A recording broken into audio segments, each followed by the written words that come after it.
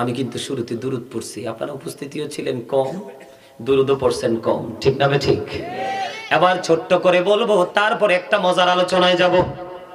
আমরা কিন্তু যদি বলি আপনারা কেউ নেককার আছেন, কেউ কিন্তু হাত তুলবেন না, ঠিক নেই? কিন্তু যদি বলি গুনাহগার কে, আমরা সবাই হাত তুলবো, কথা কয় না, ঠিক না বে ঠিক? তাহলে আমরা যেহেতু গুনাহগার হয়েছি, সুযোগ খোঁজা দরকার কিভাবে গুনাহ থেকে মাফ পাওয়া যায়, কথা বলেন না, ঠিক না বে ঠিক? বন্ধুরে আমার, জুমার দিনে কেউ যদি মদিনা নবীকে ভালোবেসে ৮০ বার দরুদ পড়ে, তাহলে তার ৮০ বছরের সগীরা গুনাহ আমার আল্লাহ মাফ করে দেয়। সুবহানাল্লাহ। বন্ধু, হাদিস কানে এসেছে দাইলামি শরীফের মধ্যে, হাদিসের রাবী হলেন হযরত আনাস রাদিয়াল্লাহু তাআলা আনহু। তিনি জানিয়ে দিয়েছেন, আমার নবী বলে দিয়েছেন, বন্ধু তুমি পৃথিবীর কোন নারী পুরুষ ঈমানদার মুমিন মুমিনা কেউ যদি রাসূলকে ভালোবাসিয়া প্রতিদিন যদি ১০০০ বার দরুদ পড়তে পারে, তাহলে সে জান্নাত না দেখা পর্যন্ত তার মরণ হবে না। এই ওয়াজটা পাইছেন নি? এটা পাইছেন? বলেন দুরুদ শরীফ পড়ে যারা আশিকে রাসূল, বলেন মিলাদ শরীফ পড়ে যারা আশিকে রাসূল, যিনি হলেন আল্লাহ তাআলার, যিনি হলেন আল্লাহ তাআলার সৃষ্টি কুলের মূল, দুরুদ শরীফ পড়ে যারা আশিকে রাসূল, বলেন দুরুদ শরীফ পড়ে যারা আশিকে রাসূল, মিলাদ পড়ছে রব তাআলা, ঈমানদারের দল সে কাজ করেছে নিরালা, রহমতে পাবে ক্ষমা পাবে, রহমতে পাবে ক্ষমা পাবে বলেছে রাসূল, দুরুদ শরীফ পড়ে যারা আশিকে রাসূল, জোরে জোরে বলেন না মারহাবা। তাহলে দুরুদের দরকার আছে না নাই? আছে ইনশাআল্লাহ। পড়বেন কিনা? পড়ব ইনশাআল্লাহ। মহব্বত করে পড়বেন। দুরুদ ছাড়া নামাজও কবুল হবে না আল্লাহর দরবারে। সুবহানাল্লাহ। দুরুদ ছাড়া কি হবে না? নামাজ আল্লাহর দরবারে কবুল হবে না। এটা আমাদেরকে মাথায় রাখতে হবে। এবার আসেন বন্ধু, আল্লাহু আকবার, সুবহানাল্লাহ। বরাত মানে হলো ভাগ্য রজনী। কি রজনী? কথা কম না কেন? আরো জোরে বন্ধু। হযরত আবু মুসা আশআরী রাদিয়াল্লাহু তাআলা আনহু থেকে হাদিস বর্ণিত, তিনি বলে দিয়েছেন, আপনারা আমার প্রাণের নবী বলে দিয়েছেন, লাইলাতুল বরাতের যে রজনী, গভীর রজনীতে আল্লাহ রাব্বুল আলামিন আল্লাহর প্রিয় বান্দাদের দেখে রহমতের নজরে তাকায়। সুবহানাল্লাহ কন্না, আরো জোরে। তাহলে সেই রাত্রি আমরা উপভোগ করব কিনা? ইনশাআল্লাহ। এই রাত্রিতে বেশি বেশি করে বন্ধু নামাজ পড়বেন। কি করবেন? যে যেটা পারেন বেশি বেশি করে বন্ধু নামাজ পড়বেন, বেশি বেশি করে দরুদ পড়বেন, বেশি বেশি করে জিকির করবেন, বেশি বেশি করে নফল ইবাদত করবেন। ওই রজনীতে বন্ধু রহমতের ফেরেশতারা ডেকে ডেকে বলতে থাকে, রে আজকে কে আছো আল্লাহর কাছে সাহায্য প্রার্থী। তার মানে কোন ধরনের সাহায্য? আপনি অভাবে আছেন, অভাব মুক্তির জন্য আল্লাহর কাছে সাহায্য চাওয়ার মতো কে আছো গো? আল্লাহ রাব্বুল আলামিন তোমার অভাব মুক্ত করে দিবে। সুবহানাল্লাহ। আজকে আল্লাহর কাছে শুধু চাইতে থাকো, চাইতে থাকো। কে অসুস্থ আছো, সুস্থতার জন্য দরখাস্ত করো গো, আল্লাহ রাব্বুল আলামিন তোমাকে সুস্থ করে দিবে। জোরে জোরে কন্যা সুবহানাল্লাহ। আমাদের দেশে এখন আপনাদের এলাকায় মনে হয় নাই, আপনাদের উপস্থিতি দেখে মানসিকতা দেখে খুশি করার জন্য বলছি না, ওই সমস্ত মৌলবী মনে হয় আপনাদের এলাকায় নাই যে কবর জিয়ারত বেদাত বলে এমন। ওমা কি কয়? আছে আছে আছে। আরে এই দিলুকা কাজ করে আছে আছে। আমি আপনাদেরকে বলবো, একবারে সহিহ হাদিস বন্ধু, মা আয়েশা সিদ্দিকা রাদিয়াল্লাহু তাআলা আনহা থেকে হাদিস বর্ণিত। হ্যাঁ,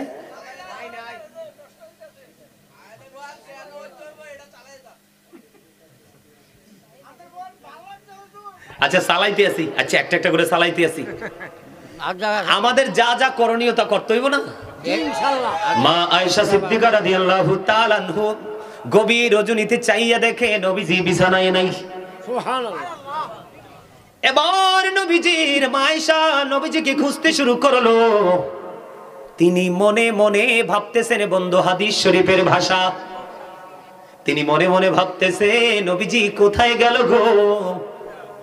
খুঁজতে খুঁজতে খুঁজতে খুঁজতে যাইয়া দেখে নবীজি জান্নাতুল বাকিতে জিয়ারত করতেছে। জোরে জোরে কোন সুবহানাল্লাহ। লাইলাতুল বরাতের রজনীতে, কোন রজনীতে? আপনাদেরকে বলবো সারা রাত বন্ধ জাগ্রত থাকবেন। আল্লাহ রাব্বুল আলামিন সুবহে কাজে পর্যন্ত আল্লাহ রাব্বুল আলামিন বান্দার দিকে শুধু রহমত বর্ষণ করতে থাকবে বন্ধু। হাদিস শরীফের মধ্যে এসেছে বনি আল গোত্রের মধ্যে যতগুলো বকরি এবং ভেড়া আছে, কি আছে? বকরি এবং ভেড়া আছে। বুঝে নেবেন, বকরি ভেড়া বুঝেননি? কন্তকিতে মাশাআল্লাহ, আমার স্বাস্থ্য ভাইরা ঠিক আছে। শুরু থেকে পাগলা দরুদ জিকির একবারে ফাড়াই ফেলাইছে। আলহামদুলিল্লাহ কোন আল্লাহ তোমারে কবুল করে নিক। আরো জোরে কোন আমিন। সবাইকে কবুল করে নিক। আর একটা বইছে আজগরের ছোট ভাইটার মতো, ওই যে বেশ লাগাইয়া গলায়। আমি কই আজগরের ছোট ভাইটা কেমনে আইলো এনে? আলহামদুলিল্লাহ কোন বন্ধুরে আবার আমার দিকে তাকান। হাদিস শরীফের মধ্যে এসেছে একটা বনি কাল গোত্রের মধ্যে কম পক্ষে 20,000 বকরি ভেড়া আছে। কত? কম পক্ষে 20,000 বকরি ভেড়া আছে রে। ও বন্ধু, 20,000 ছাগল এবং ভেড়া। এই 20,000 ছাগল বেড়ার গায়ে যত পশম আছে অত পশমের সমান মানুষকে লাইলাতুল বরাতের রজনীতে আল্লাহ ক্ষমা করে দিবে। জোরে জোরে সুবহানাল্লাহ। কেন বলতেছি? কারণ এটা খুব তাড়াতাড়ি আসছে আপনার আমার মাঝে, ঠিক কিনা বলে? মনে রাখবেন বনি কাল গোত্রে হাদিস শরীফের মধ্যে এসেছে কয় হাজার? 20,000। কয় হাজার? একটা ছাগলের গায়ে কত পশম বন্ধু গণনা করা যায় না। আমার নবীজি জানিয়ে দিয়েছে 20,000। কত হাজার? 20,000 বকরি ভেড়া। এই 20,000 বকরি ভেড়ার গায়ে যতগুলো পশম আছে রে, ওই পশমের সমান মানুষকে সেই দিন বরাতের রজনীতে আল্লাহ রাব্বুল আলামিন ক্ষমা করে দিবে। জোরে জোরে কন্না সুবহানাল্লাহ। বন্ধু, হাদিস শরীফের মধ্যে এসেছে আপনার আমার প্রাণের নবী জানিয়ে দিয়েছে বেশি বেশি করে ওই রাত্রিতে আপনি জিকির করবেন, দুরূদ পড়বেন, কোরআন তেলাওয়াত করবেন, মিলাদ পড়বেন, আপনার মনে যা চায় তা করবেন। আল্লাহ রাব্বুল আলামিনকে শুধু রাজি করার জন্য। কিসের জন্য? আল্লাহকে শুধু খুশি করার জন্য, কোন মানুষকে খুশি করার জন্য নয়। কারণ আপনি আমি পৃথিবীর বুকে দুনিয়ার কাজ কর্ম করছি ফ্যামিলি পরিবারের জন্য, ঠিক কিনা বলেন? সন্তানদের জন্য সম্পদ আপনারা জমাচ্ছি, কথা ঠিক না ঠিক? আপনি আমি আমরা সবাই। আমি আপনাদেরকে বলছি মনটা দিয়ে শোনেন, কোরআন শরীফের 19 পারা সূরা শুআরা 88 নাম্বার আয়াতে আল্লাহ রাব্বুল আলামিন বলে দিয়েছেন ইয়াউমা লা ইয়ানফা'ু মালুন ওয়ালা বানুন। আল্লাহ রাব্বুল আলামিন জানিয়ে দিয়েছেন আপনার ধন সম্পদ সন্তান সন্ততি কোনোটাই কোনো কাজে লাগবে না। এই জন্য মৃত্যুবরণ করার আগে আপনার মাকে এখান থেকে বাজার করে নিতে হবে। আর অন্যতম বাজার করার দিন হলো লাইলাতুল বরাতের দিন এবং রাত। জোরে জোরে কন্না সুবহানাল্লাহ। বন্ধু, আপনার আমার প্রাণের নবী জানিয়ে দিয়েছে লাইলাতুল বরাতের দিন যদি একটা রোজা রাখো, কয়টা? আর জোরে কন্যা কয়টা? একটা রোজা যদি রাখো, কারো গীবত বললো না, কারো কোনো ক্ষতি কইলো না, মানুষের ক্ষতির কোনো সম্ভাবনা নাই। আল্লাহ রাব্বুল আলামিনকে রাজি করার জন্য বন্ধু তুমি একটা রোজা রাখবা। আমার রাসূল বলেছেন একটা রোজা রাখার কারণে তোমার জীবনে জাহান্নামের আগুন স্পর্শ করবে না। জোরে জোরে কন্যা সুবহানাল্লাহ। তবে আমি বলবো একটা নয়, কমপক্ষে 3টা রাখবেন। বন্ধুরে আমার, উম্মে সালমা রাদিয়াল্লাহু তাআলা আনহা থেকে হাদিসখানা বর্ণিত। আপনার আমার প্রাণের নবী তিনি বলে দিয়েছেন নবীজি এমন ভাবে রোজা রাখতেন মনে হতো যেন তিনি রোজা আর ভাঙবে না। সুবহানাল্লাহ বলেন না? কয় মাসে 1 বছর? কথা কন না। কয় মাসে 1 বছর? কয় মাসে? 12টি মাসে 1 বছর বন্ধু।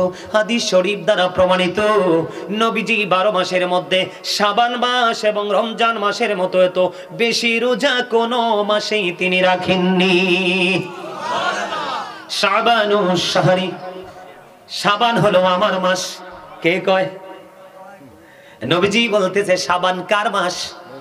নবীজির মাস ও রজব শাহরুল্লাহ, রজব মাস হলো আল্লাহর মাস, ও রমাদান শাহরু উম্মতি, রমজান মাস হলো উম্মতের মাস।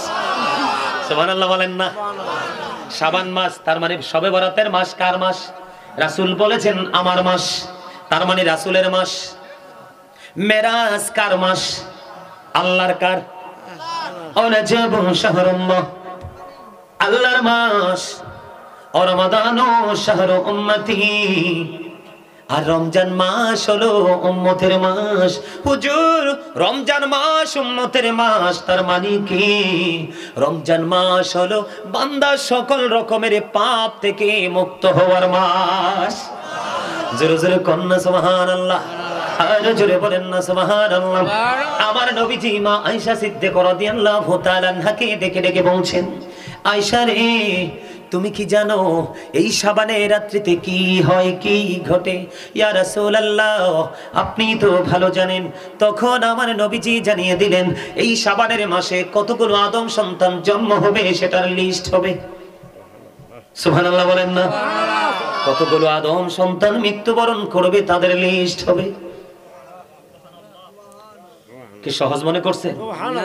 এই শাবানের রজনীতে বন্ধু আপনার আমার আমলনামা আল্লাহর দরবারে তুলে ধরা হবে। এই জন্য আপনার আমার বেশি বেশি করে এই রজনীতে আমাদের ইবাদত করা দরকার। প্রয়োজনে দিনের বেলা সারাটা দিন ঘুমাবেন। কি করবেন? সারাদিন ঘুমাইবেন। মানে এটা কইলো তো কইবো হুজুর এটা কি কইলো? না না আমরা তো কর্মজীবী মানুষ। কি মানুষ? হুজুর সকাল থেকে বিকেল পর্যন্ত কাজ না করলে তো পেট চলবে না। আমরা আসলেই বাংলাদেশের মানুষ এরকম, মধ্যবিত্ত পরিবারের মানুষ, মধ্যমায়ের মানুষই বেশি, তাই না? আমাদেরকে জীবন জীবিকার জন্য দৌড়াতে হয়। জীবন জীবিকার জন্য যেমনি দুনিয়াটার জন্য দৌড়াতে হয়, ঠিক তেমনি আমাদের পরকালের বাজারের জন্য দৌড়ানোটা উচিত।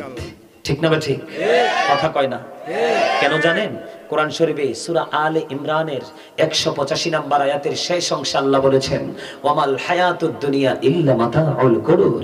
এই দুনিয়ার ভোগ, এই দুনিয়ার জীবন, এই দুনিয়ার হায়াতটা একটা ধোঁকা। আল্লাহ। তাহলে আমরা আল্লাহ রাসূল ভুলে, আল্লাহর গোলামি ভুলে, আমরা ইসলামের বিধান ভুলে শুধু দুনিয়ার বাড়ি গাড়ি দালান কোঠা করার জন্য আমরা শুধু দৌড়াচ্ছি। তাহলে দৌড়াচ্ছি তো না, আমরা ধোঁকার মধ্যে নিমজ্জিত আছি। বলছে কে? আল্লাহ। তাহলে আমাদের কি স্পেশাল কয়টা দিন?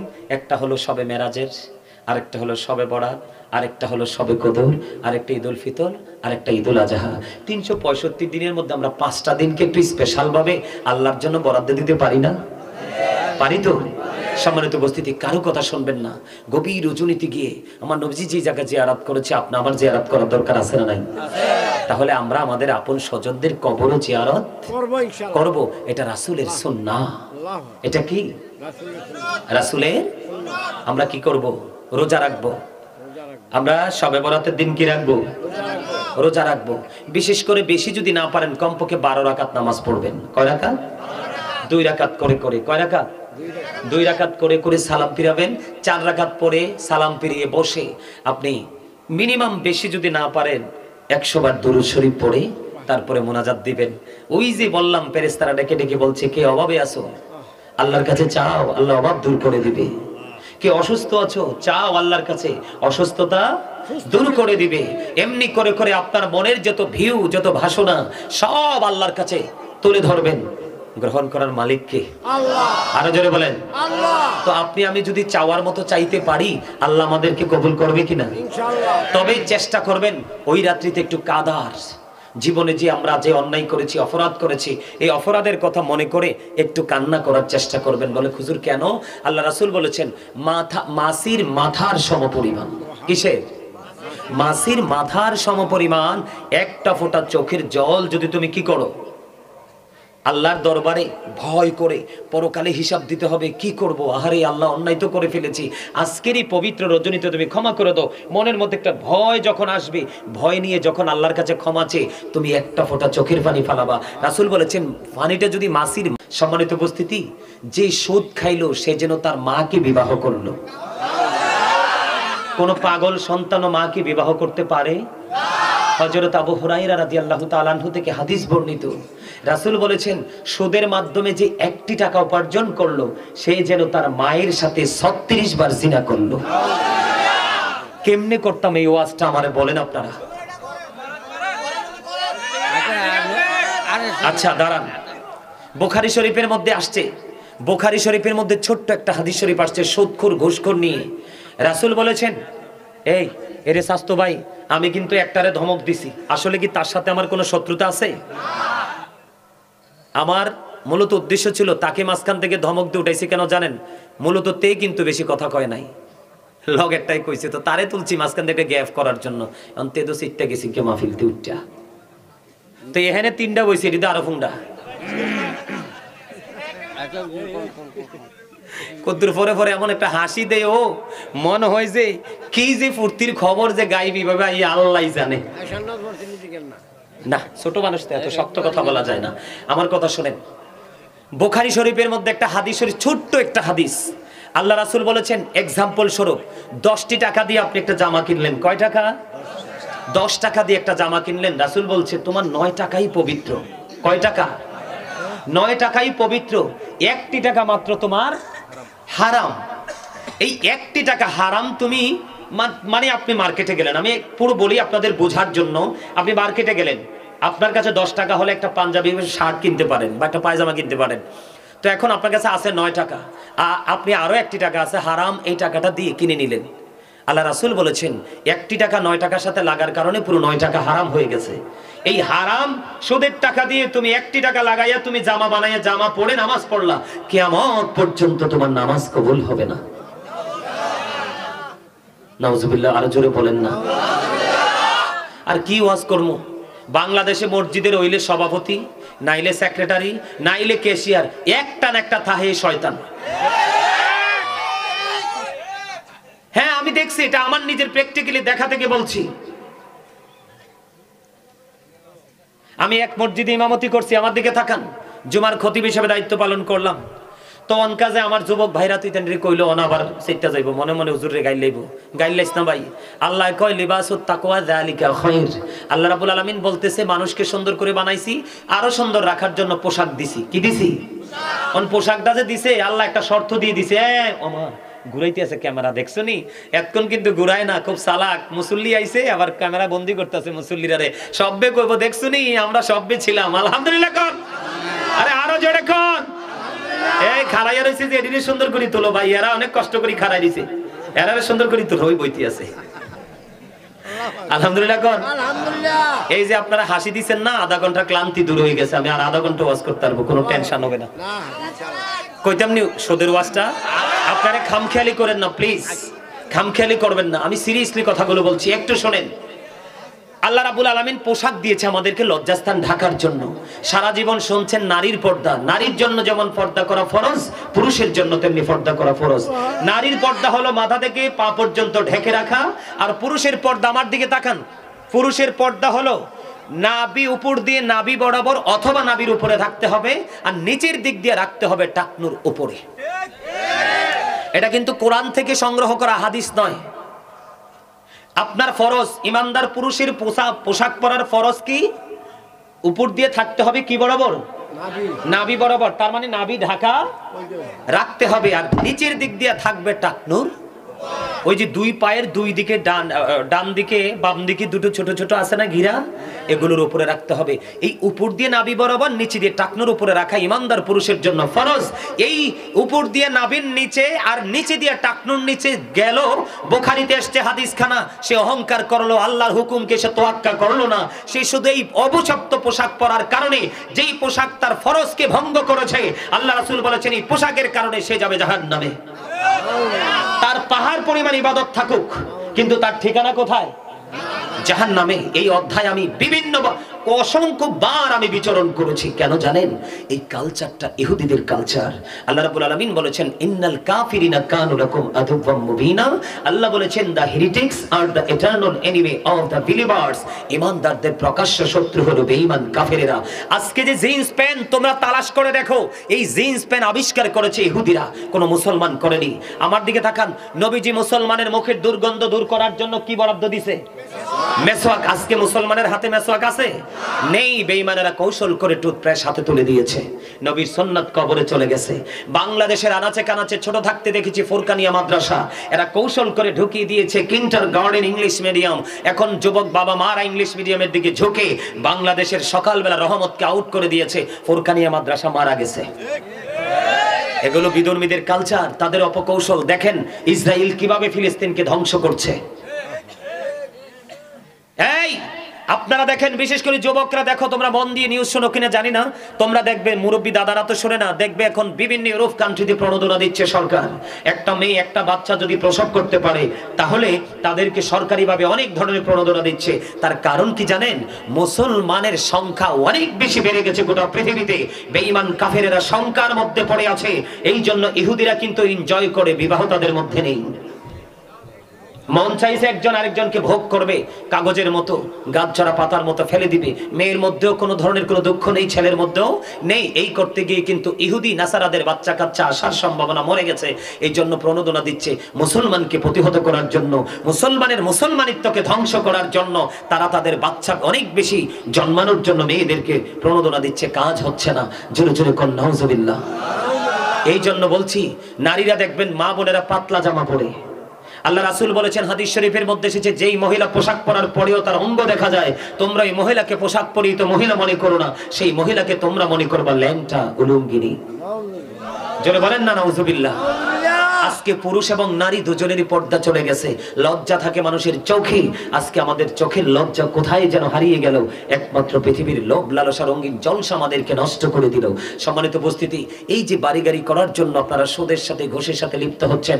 আল্লাহ রাসূল বলেছেন, যিনি সুদ খায়, যিনি সুদ দেয়, যিনি সুদের টাকা লেনদেনের স্ট্যাম্পটা লেখে, যিনি টাকাটা আদান প্রদানের জন্য মিডিয়া হিসেবে টাকাটা উঠিয়ে নেওয়ার জন্য নিয়োজিত থাকে, সুদের সাথে যতগুলো মানুষ সম্পৃক্ত থাকে সবার সেম সাজা। আর হুজুরে এই ওটা কত করছে, এটা বাদ দিয়ে আরেকটা করেন। আচ্ছা দাদা, এটা যেহেতু খাই না, এটা যেহেতু দৌড়ছি, এটা একটু অল্প একটু সময়ের মধ্যে শেষ করে দেই। আর হুজুরে ঠিক কইছে তো, এটা অল্প সময়ের মধ্যে দাদা। আহারে, আচ্ছা উনি তো একটু গরম মানুষ। উনি তো গরম মানুষ। উনি কি মানুষ? আমি আইয়েই বুঝছি গরম যে চাচাই। আমরা এমনি এমনি বক্তা হইছি না, আমরা মানুষের চেহারা দেখলে বুঝি তার ভিতরে কি কাজ করে। তো দাদা যে চেচ্ছে প্রথমে বুঝছি একটু গরম টাইপের লোক।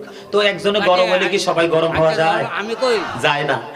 দাদাই যখন গরম, আমরা হব নরম। তারা যেটা লেখেছে এটা কইয়া নবী যে মেরাজের চাইতেছে, এই যে গ্রামে কোন লাগবো। আর সময় নাই তো, আর সময় নাই, একটা বেজে গেছে। 3টা বাজো। মনু এইয়া তো হইবে না। আমি শেষ করি একটু একটু একটু। আমি আপনাদেরকে বলি, আমার দিকে তাকান। হাসাহাসির জায়গা নয়, একেবারে গভীর রাত্র। আমরা ওয়াজ শুনবো সারা রাত, সকালে ফজর পড়বো না। এই ওয়াজের লাভ কি? আমার অনেক কাজ বাকি আছে, এগুলো করতে অনেক সময় লাগবে। একটু ধৈর্য ধরেন। আমাকে কেউ ফোর্স করার মতো কোনো ইখতিয়ার কারণ নাই, শুধু ধৈর্য ধরে শুনবেন আমি কি বলি। কি হলো? আল্লাহ রাসূল বলেছেন, যিনি অন্যায় করে এবং অন্যায়কে যিনি সমর্থন করে, দুজন ইসলাম থেকে বিতাড়িত হয়ে গেল। তারা আর মুসলমান নেই। এটা রাসূলের হাদিস। এবার আসেন, নবীজি মেরাজে গেছে। আমার দাদাই কয় মেরাজ লইয়া কইতাম। কি কইতাম? মেরাজে গেছে, নবীজি গেছে, প্রেমের খবর শুনলেই পাগল হয়ে গেছেন। যেটি নেগেটিভ সাইড দেখে আসছে এটি শুনলে তো হার্ট অ্যাটাক করবেন। আল্লাহ রাসূল কি শুধু জান্নাতে গেছে, শুধু প্রেমের খবর লইয়া আইছে? ভয়ঙ্কর জায়গাটি দেখে নাই? নবীজি যখন জাহান্নামে গেলেন, যাইয়া দেখে এক একটা লোকের পেট এক একটা ঘরের মতো বড় বড়। জিব্রাইল কয়, জিব্রাইল ব্যাপারটা কি? এই ঘরের মতো বড় বড় পেটওয়ালা মানুষগুলো এরা কারা? এবার জিব্রাইল বলে, ইয়া রাসূলুল্লাহ, এইগুলো হলো দুনিয়ার সুদখোর আর ঘুষখোর। নবীজি একটা ডাক দিয়ে বললেন, নবীজি একটা ডাক দিয়ে বললেন, জিব্রাইল আমি নবী চাইয়া দেখলাম রে, তাদের পেটের মধ্যে শুধু সাপ আর বিচ্ছু দেখা যায়। আপনারা খাচ্ছেন, আমরা আলেম হিসাবে আমাদের দুঃখ লাগে কেন জানেন? আল্লাহ আমাদের জন্য জান্নাত বানাইছে, শুধু আমরা আপন কর্মদোষে। কি লাভ হবে আমি অন্যজনকে দোষী, সব পেয়েছি আমি আমার আপন কর্মদোষে। যখন তোমার কেউ ছিল না তখন ছিলাম আমি, এখন তোমার সব হয়েছে পর হয়েছি আমি। যখন তোমার কেউ রবে না রব শুধু আমি, আমার কাছে আসতে হবে মনে রেখো তুমি। ভুলে যেও না, কোনো দিন ভুলে যেও না, একদিন চলে যেতে হবে। All men will die. অস্বীকার করার কোনো সুযোগ নেই, আছে? তাহলে আমাদেরকে এই অন্যায়, এই অপরাধ, এই জুলুম, এই ব্যভিচার, নির্যাতন থেকে আমাদেরকে বেঁচে থাকতে হবে। সম্মানিত উপস্থিতি, শুধু সারা রাত ভর আলোচনা শুনলে চলবে না, আলোচনাটা মেনে নিতে হবে। আমি আপনাদেরকে একটুখানি বলি, আমি কিন্তু বরাত রেখে এসেছি। ঈসা নবী বাবা ছাড়া পৃথিবীতে আসছে, আমরা সবাই জানি না?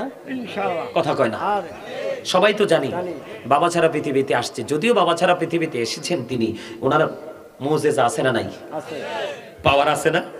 কেমন পাওয়ার দেখাই আপনাদেরকে। একদিন রাস্তা দিয়ে হাইটা যায়, সফর সঙ্গীরা সহ কইতেছে এখান থেকে মেষ খাবো। খাইবা? কয় হ। তো অনুমতি নিলেন, নিয়ে এটারে জবাই টবাই করছে, খাইছে। খাওয়ার আগে ঈসা রুহুল্লাহ বলতেছে, তোমরা হাড়গুলো চামড়াগুলো কোনো দিকে ফালাইও না, সবগুলো এক জায়গায় রেখে দাও। যখন বললেন অমনু এক কোণে, আমি সৌদা নাইমা যাবো, কে আমনা যত করতাম না। হ্যাঁ, কি মনে করছেন মেয়ে এত সুন্দর করে কথা বলছি? আপনি আগে কোথায় ছিলেন? কয়টা বাজে? কয়টা বাজে? আমার কথা শোনেন, কয়টা বাজে? 1.5 ঘন্টার বেশি কোথাও আলোচনা করি না। এখানে যেহেতু আসছি, শুরু ফাঁকা। যখন দেখলাম উপস্থিতি আসছে, দর্শক আসছে, এই জন্য কথা বলা শুরু করছি। আপনাদেরকে কে শিখাইছে এই সিস্টেম? হ্যাঁ, এই সিস্টেম কে শিখাইছে?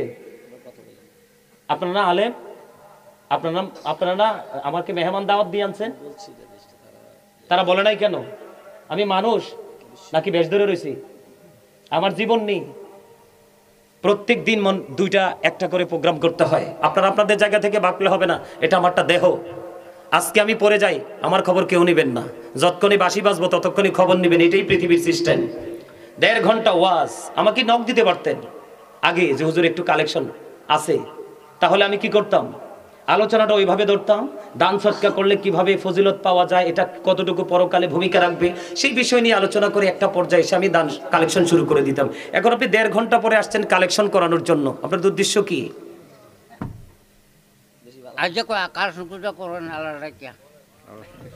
আমি বললাম তো আমি মুনাজাতও দিব না, এখানে অনেক আলেম ওলামা আছে, আমার হাদিয়াও লাগবে না, সোজা নাইমা চলে যাব।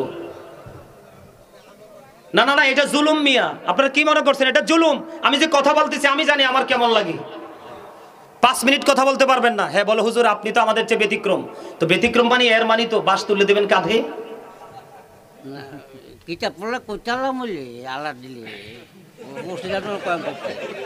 আমার দিকে তাকান তো পরে আপনার এই বকরির হাড় আর চামড়াগুলো কি করলেন?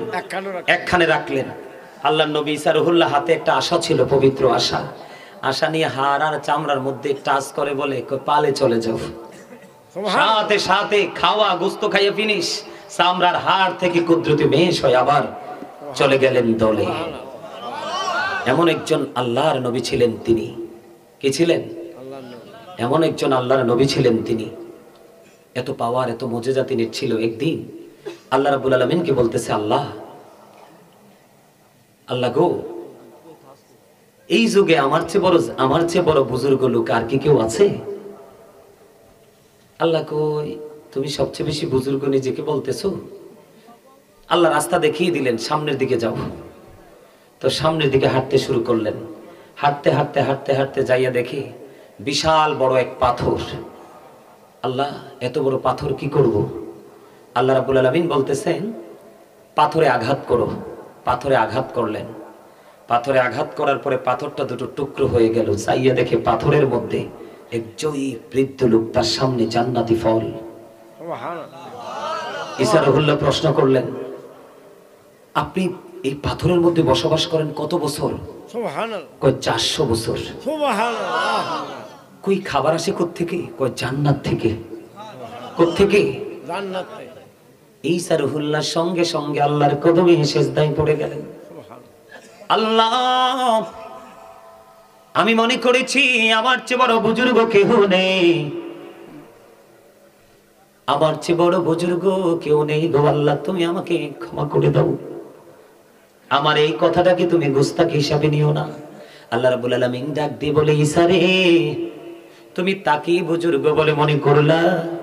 আমার হাবিবের উম্মত কেউ যদি রে লাইলাতুল বরাতের রজনীতে যদি ইবাদত করে, ওই পাথরের মধ্যে 400 বছর যিনি বসবাস করছে, জান্নাতি খাবার খাচ্ছে, ওই বুজুর্গের চাইতেও দামি বলে গণ্য হবে আমার কাছে। তাহলে বরাতের দাম আছে না নাই? আরো জোরে বরাতকে কাজে লাগাবেন তো? তবে সুদখোরকে আল্লাহ ক্ষমা করবে না সেদিন। যিনি জাদু করেন, জাদুকরকে আল্লাহ ক্ষমা করবে না। যারা রাশি গণনা করে, রাশি গণনা করে আমাদের মধ্যে আছে না, ওই সমস্ত মানুষগুলোকে আল্লাহ ক্ষমা। কৃপণ আছে না আমাদের মধ্যে, কিপটা লোক, শক্ত বকিল, এদেরকে আল্লাহ রাব্বুল আলামিন ক্ষমা। যারা অহংকার করে, প্রাউড ফিল করে, আল্লাহ তাদেরকে ক্ষমা। আমাদের দেশে বিয়ের পরে সন্তানেরা সবচেয়ে বেশি কষ্ট দেয় বাবা মাকে। কাকে? বাবা মাকে। বাবা মার অবাধ্য সন্তানদেরকেও ক্ষমা করবে না। সম্মানিত উপস্থিতি, আল্লাহ যেন আমাদেরকে সেই নোংরা মানুষের কাতার থেকে যেন আল্লাহ আমাদেরকে বাঁচিয়ে রাখে। সকলে বলুন আমিন। আরো জোরে বলুন আমিন। আরেকটু মহব্বতে বলুন আমিন।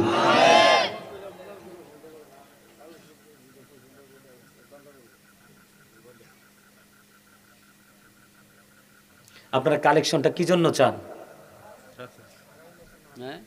কিসের জন্য? আগামী বছর মাহফিলের জন্য আর কি। আচ্ছা, আপনারা কি এই বছর মাহফিলটা সবাই মিলে দিয়া করাইছেন? গ্রামের সবাই সবাই দিছে? আগামী বছরের জন্য চাইলে আবার দিবেন? আচ্ছা দাঁড়ান, সর্বপ্রথম কি কোনো কন্ডিশন নাই, আমি আবার কখনো কোথাও কাউকে কোনো প্রেসার দিই না যে তুমি 5,000 দাও, তুমি 10,000 দাও, তুমি 20,000 দাও, আপনার কোয়ালিটি থেকে। তবে একটা কথা কইলে রাগ হইবেন কিনা জানি না, রাসূল তো এক কথা কইছে, ডরও লাগে কইতে। কোনকার মানুষ তো এই কথাগুলো শুনতে চায় না, শুনলেও মানতে চায় না। রাসূল বলছেন, লা তাকবালু সালাতুম বিগাইরি তুহুর ওয়ালা সাদাকাতিন মিন গুলুল। রাসূল বলেছেন, পবিত্রতা ছাড়া ইবাদত কবুল হয় না, হালাল টাকা না হইলে দানও কবুল। এখন যদি মনে করেন যে হুজুর আমারটার সলিড আছে, তাইলে দিয়ে দেন, খাতা কলম লই বল।